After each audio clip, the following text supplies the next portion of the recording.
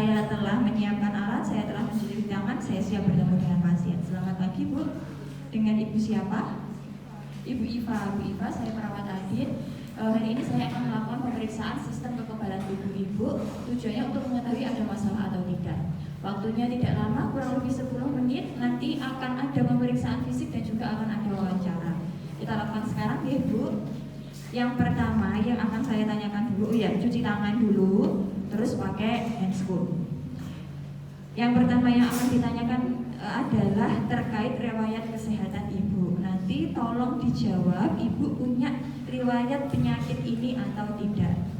Yang pertama Bu, Ibu ada riwayat penyakit infeksi, misalnya TB dan lain-lainnya?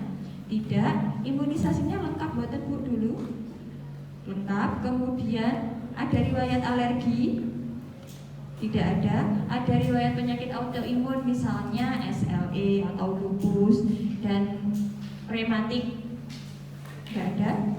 Ada riwayat penyakit hipertensi, DM, asam urat dan lain-lainnya, penyakit-penyakit kronis? Ada riwayat penyakit kanker? Punya riwayat operasi? Pernah transfusi? Tidak. Merokok? Tidak. Penggunaan alkohol? Tidak ya Bu ya. Terus paparan polusi dan radiasi ini biasanya dari tempat kerja. Ibu kerjanya apa? Nganggur ya, berarti gak banyak paparan ya. Misal nanti kalian itu pasiennya radiolog, pekerja tambang, terus pokoknya sesuatu yang banyak terpapar, atau kerjanya di pabrik rokok. Banyak banget loh kasus-kasus kanker dan autoimun itu karena inhalasi dari tembakau. Nah itu bisa kita jadikan sebagai faktor risikonya. Oke, terkait riwayat penyakitnya tidak ada masalah. Berikutnya yang saya tanyakan keluhan utamanya. Ibu, ini datang keluhannya apa yang paling gak nyaman sekarang? Ada pusing Bu? Ada. Demam? Panas boten badannya? Bisa juga kita ukur suhunya pada pasien. Terus kemudian ada keringat dingin di malam hari? Kelemahan? Mual muntah? Penurunan nafsu makan berlebih? Oke, ada ya Bu ya. Oke, berarti tadi keluhannya ada demam, nyeri, dan juga penurunan nafsu makan berlebih serta mual muntah. Oke, kita lakukan pemeriksaan fisik ya Bu. Berikutnya kita langsung masuk pemeriksaan fisik. Yang pertama kita kaji dulu TTV-nya pasien. TTV itu apa saja? Tekanan darah, terus nadi, terus suhu, respirasi, wajib dikaji. Wis bisa tau? Sudah bisa, sudah semester 4. Selain itu kita kaji juga berat badan, tinggi badan, dan ada kemungkinan penurunan berat badan berlebih atau tidak. Oke, sudah dilakukan. Setelah pemeriksaan fisik dan inspeksi selesai, berikutnya baru kita masuk ke sistem-sistem tubuh. Yang pertama, Ibu, saya mau mengecek kulitnya dulu. Permisi, Bu. Yang pertama, untuk mengecek adanya konjungtiva atau jaundice, yang bisa kita cek itu area matanya. Permisi, Bu. Oke, konjungtivanya tidak anemis, kemudian skleranya tidak jaundice. Aman. Terus berikutnya, permisi, pada area kulit tidak ada nodul subkutaneus, kemudian pada area wajah tidak ada eritema kuku-kuku. Berikutnya kita nyalakan pain light. Ibu, mulutnya tolong dibuka. Oke, tidak ada stomatitis atau tidak ada bercak-bercak pada area mulut. Pada kulit juga tidak ditemukan adanya dermatitis. Intinya pada area kulit itu yang pertama kita cek dulu matanya, konjungtivanya anemis atau tidak, terus ada jaundice atau tidak. Terus pasiennya gini, ada ini nodul subkutaneus, terus dermatitis dan juga pruritis. Baru setelah itu di area wajah tidak ada eritema kuku. Oke. Di integumen tidak ada masalah. Berikutnya kita masuk ke sistem syaraf. Ibu dari tadi sudah bisa berkomunikasi dengan saya, berarti kesadarannya kompos mentis, terus tidak ada masalah pendengaran karena kompos komunikasinya bagus. Berikutnya saya akan mengecek gaya berjalan, penurunan koordinasi, dan juga adanya kelemahan kayak apa tidak. Untuk mengecek gaya berjalan dan penurunan koordinasi, ini saya minta Ibu untuk berdiri ya. Jadi nanti Ibu tolong berdiri kemudian jalan kurang lebih 2 meter. Cara jalannya itu tumit ketemu jari kaki satunya. Jadi dalam garis lurus, terus kakinya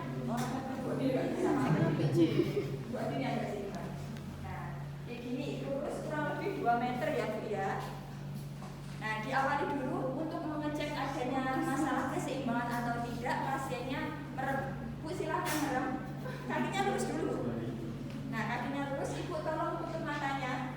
Nah, kalau pasien ada gangguan keseimbangan, biasanya kalau kayak gini terus dia twing. Nah, makanya kita harus standby di belakangnya pasien. Oke, tidak ada gangguan keseimbangan. Sekarang silahkan jalan dengan tumit ketemu jari Bu. Kurang lebih 2 meter. Nah, kalau orang normal seharusnya kayak gini. Nggak oleh kayak buat kita. Atau dari kecil kayak gini. Balik lagi Bu. Oke, ya. Koordinasinya bagus, keseimbangannya bagus, tidak ada kelemahan.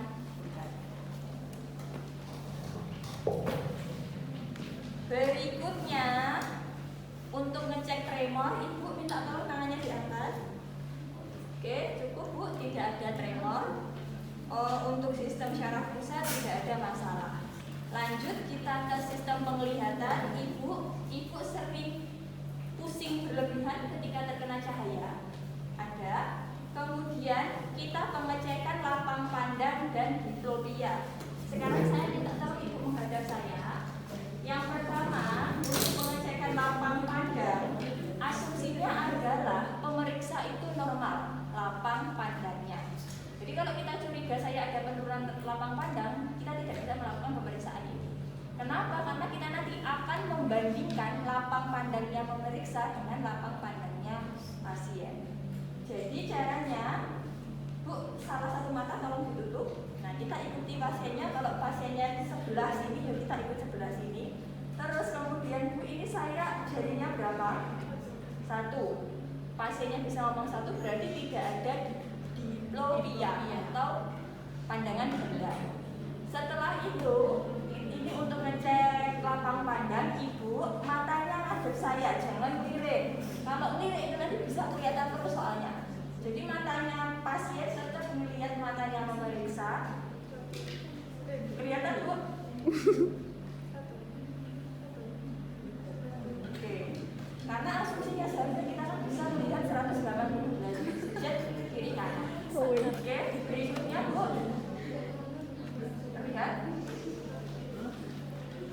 Oke. Sekarang mata satunya. Oke, terlihat Bu? Terlihat? Oke.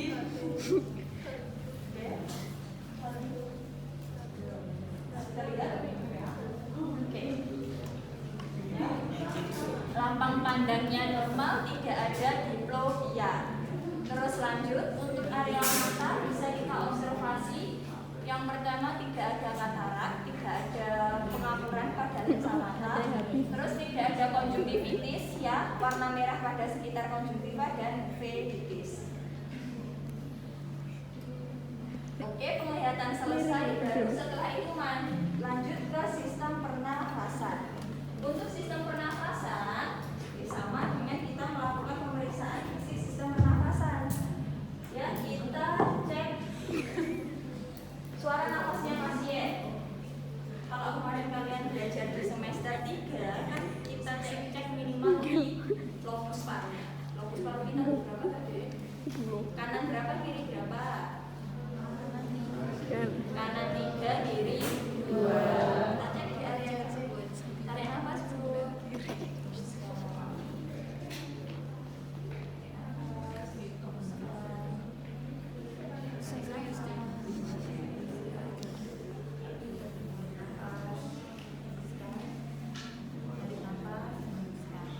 Minimal di titik-titik tadi di lobus paru, baik depan maupun belakang. Permisi Bu, sekarang yang depan, tarik nafas. Terus seperti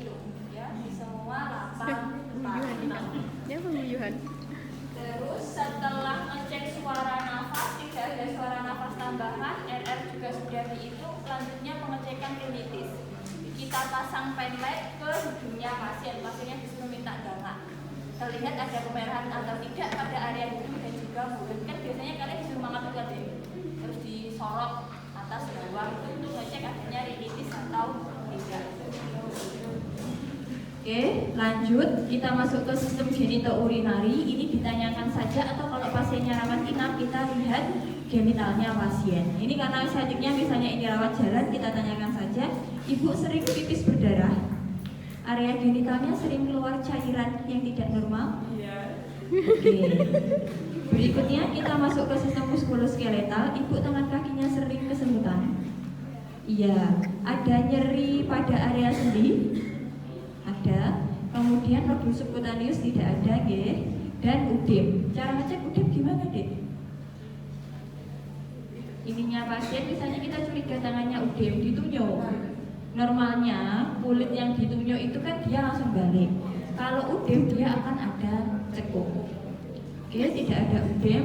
Terus yang terakhir kita lihat sistem hematologinya, kulitnya tidak ada peteki dan juga purpura. Terus ibu sering mimisan, sering gusi berdarah juga dalam waktu 1 minggu. Oke, ada kecurigaan. Yang bermasalah adalah sistem hematologinya.